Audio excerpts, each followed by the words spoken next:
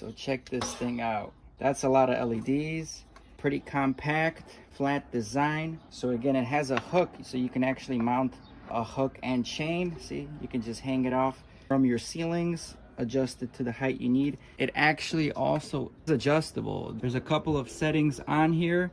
It has a low, high, medium, high setting on here. So that's extra cool that you can adjust. And I'm thinking maybe we mount it up somewhere above this workspace that we have right here, just to give us the best light output.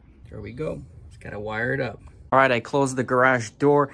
I got it hung on the ceiling, routed to my extension cord. So I'm gonna just flip the switch on the cord, and there it is. Now that's pretty freaking amazing light output. Nice and bright compared to what it was previously. The workspace right over here, pretty good. Nice and bright, just enough, not too bright. Let me go over and switch it from low to medium to high. So again, that's low. Super dope. Thank you guys again for sending this light out. This light would be great if you can get a few of these lights in your garage, mount them on the high bays here, because they offer a lot of coverage. So the higher you can mount them, the better the coverage will be. But that small light right now for the workstation here, pretty awesome.